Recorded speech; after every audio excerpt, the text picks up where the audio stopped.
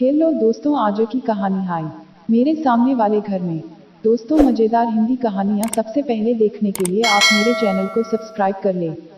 पीला रंग उसे बहुत अधिक पसंद था। पर्दा पीला, परिधान अधिकतर पीले, स्कूटर का रंग पीला ही, पीले फूलों वाले गमले, यहाँ तक कि कपड़ा सुखाने की नायलॉन की डोरी और प्लास्टिक की क्लिपों का रंग भी पीला ही था। यूँ लगता था शायद उसे पता ही नहीं था कि पीला रंग वसंत ऋतु का रंग है, बरसात का नहीं। वह युवती अपने पति और देवर के साथ उस फ्लैट की बालकनी के ठीक सामने वाले फ्लैट में रहती थी, जिसमें मैं सिर्फ 4-6 दिनों के लिए बतौर मेहमान ठहरा हुआ था। शाम होने पर या दिन में भी कभी कभी जब बालकनी में आता तो वह दिखाई दे जाती थी। कभी चावल बीनती हुई, तो कभी कपड़े डालती हुई, कभी बाल सुखाती हुई, या फिर कभी कंघी से उन्हें संवारती हुई, या कभी कभी यूं ही सलवार कमीज पहने ओढ़नी ओढ़े बालकनी की रेलिंग पर झुकती हुई वह विवाहिता जैसी लगती थी। मुझ पर नजर पड़ते ही अंदर की ओर चली जाती। उससे मेरा साक्षात्कार कभी 10-5 पलों से अधिक का नहीं हुआ। जाहिर है, उसकी यह उपेक्षा मुझे अच्छी नहीं लगती, क्योंकि उपेक्षा किसी को भी अच्छी नहीं लगती, यहाँ तक कि पशु पक्षी भी प्यार और निकटता चाहते हैं। सुंदर थी, लेकिन उतनी नहीं कि चांद देखकर शर्मा जाए या अंधेरे घर में उजाला छा जाए। बाल बच्चे शायद नहीं थे। अपने इंजीनियर पति को विदा करके दोनों देवर भाभी घर के कामों में एक दूसरे की मदद किया करते और मन बहलाया करते। लड़का अभी कम उम्र का था, मैट्रिक का छात्र रहा होगा। वह एकटक उसकी तरफ देखता हुआ उसकी बातें सुनता रहता, और कभी कभी जब वह उसका हाथ अपने हाथ में लेकर कॉलोनी के फुटपाथ पर घूमने लगती तो वह एक बार भी अपना हाथ छुड़ाने की चेष्टा न करता। देवर और भाभी का यह प्यार भरा संबंध देखकर मैं यह सोचने को विवश हो जाता कि काश मेरी भी कोई अपनी भाभी होती, इसी तरह सगी और उदार। पर यह सोचकर संतोष कर लेता कि इस संसार में सबको सब कुछ नहीं मिलता है। कोई न कोई कमी हर किसी के जीवन में रह ही जाती है, जो बार बार सालती तो है, लेकिन जीने की शक्ति भी शायद वही देती है। चंद्रन दुबला पतला, छरहरा, मासूम चेहरे वाला सीधा सादा नौजवान इंजीनियर, मगर प्रभा वैसी न थी। भरे बदन की पूर्ण युवती थी वह, और उसकी अपेक्षा अधिक सुंदर भी थी।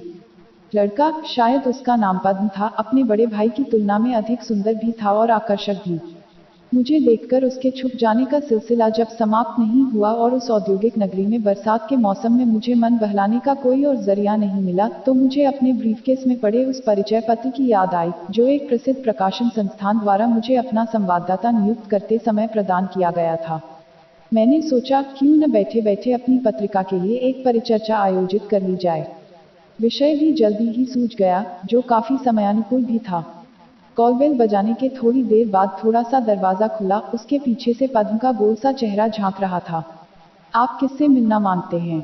यह विशिष्ट हिंदी उस बहुरंगे शहर की प्रचलित संपर्क भाषा थी। हम आपका भाभी जी से मिलने मांगते। मैंने भी मुस्कुराते हुए उसी अंदाज में जवाब दिया और अपना परिचय पत्र उसके हवाले कर दिया। उन बहुमंजिली इमारतों में रहने वाले लोग, खासकर अपने पतियों के काम पर चले जाने के बाद अकेली औरतें, दरवाजा खोलने में बहुत सावधानी बरतती हैं, यह मुझे पता था, इसीलिए मैंने सबसे पहले अपना परिचय पत्र बढ़ा दिया। पद्म ने दरवाजा थोड़ा सा और खोल दिया।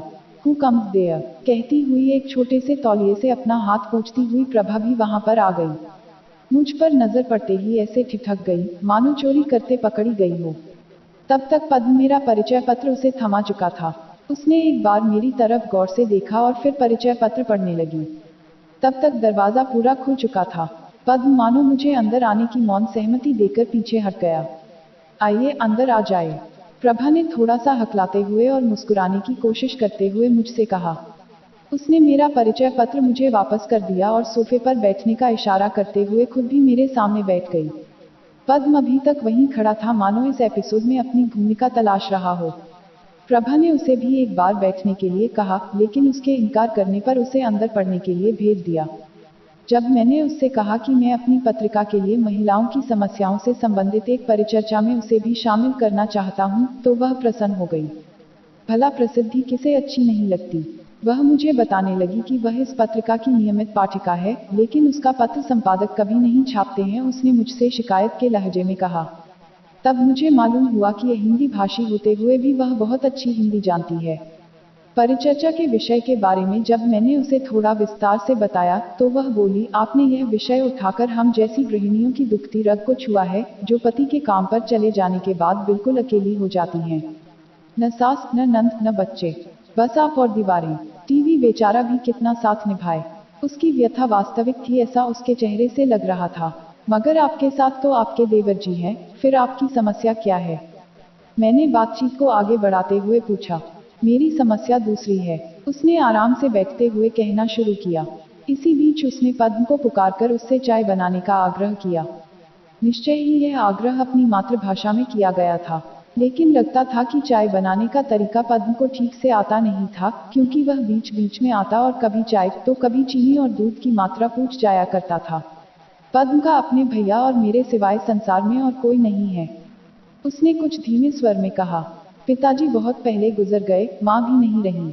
बचपन में माँ के प्यार से वंचित यह बालक मुझसे वात्सल्य मांगता है, लेकिन मैं तो उसकी माँ नहीं हूँ।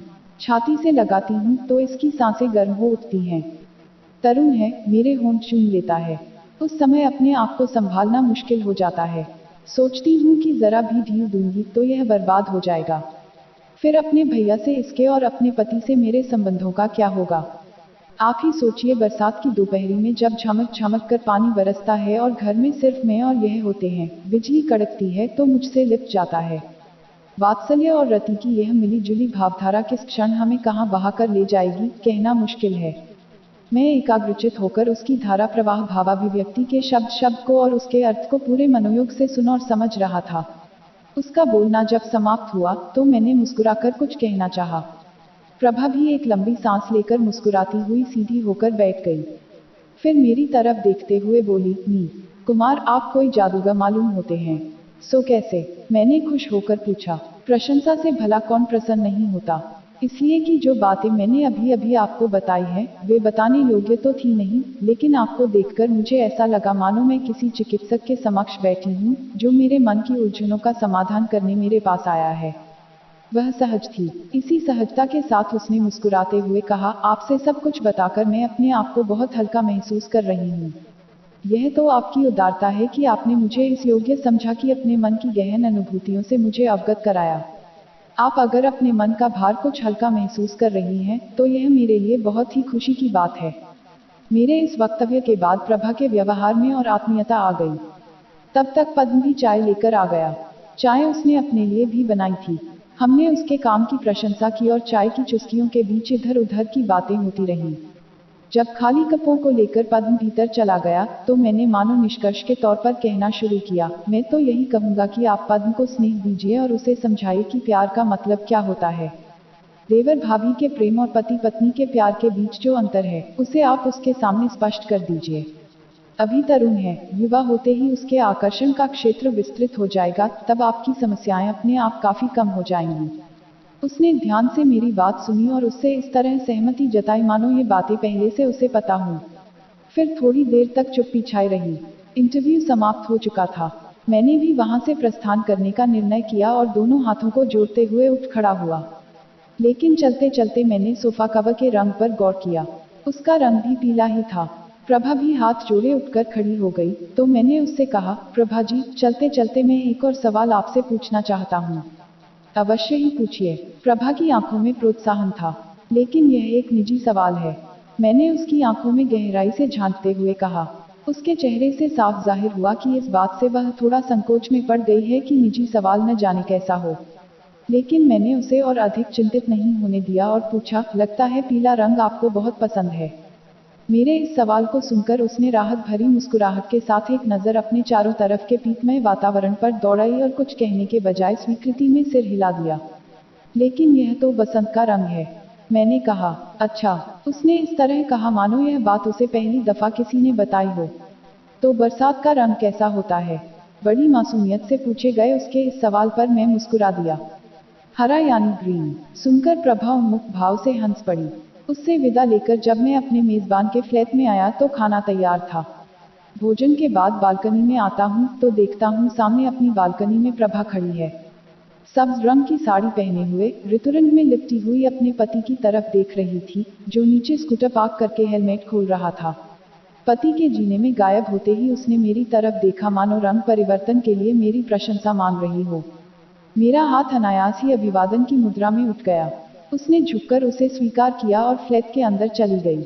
मैं अकेला रह गया, लेकिन इस अकेलेपन में भी एक बहुत बड़ा संतोष था। किसी को सच्ची राह दिखाने का संतोष।